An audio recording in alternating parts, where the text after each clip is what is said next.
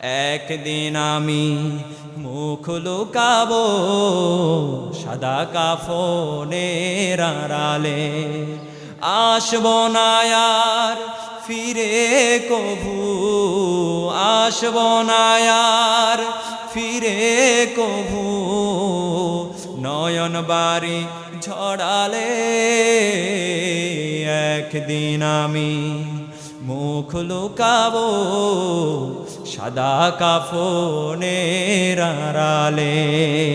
কোন বান্দা যখন কৃতজ্ঞতা প্রশংসা শুকরিয়া আদায় করে আমি রবের, আমি আল্লাহ তাআলা বলে দিলাম ওই বান্দার নিয়ামতের শুকরিয়া আদায় করার কারণে আমি আল্লাহ রাব্বুল আলামিন তার নিয়ামতকে দ্বিগুণ থেকে দ্বিগুণ আমি আল্লাহ তাআলা বৃদ্ধি করে দেই। জোরে বলেন সুবহানাল্লাহ।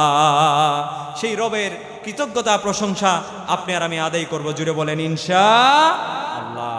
তার কারণ এই পৃথিবীতে আপনি আর আমি চিরদিন থাকব না, আপনাকে আমাকে যেতে হবে। যাওয়ার আগে এই পৃথিবীতে যতদিন বেঁচে থাকব সেই রবের গোলামি করব, সেই রবের হুকুম আহকাম মানব।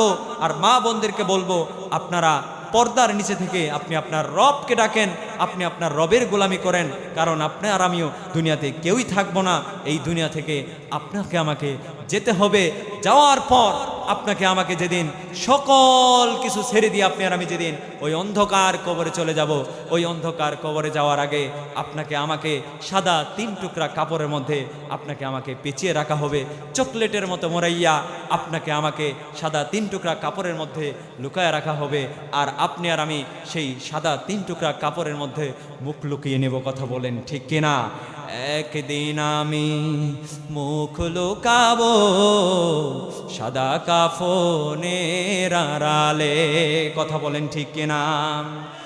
একদিন আমি মুখ লুকাবো সাদা কাফনের আড়ালে, আসবো না আর ফিরে কভু, আসবো না আর ফিরে কভু, নয়ন বাড়ি ঝড়ালে।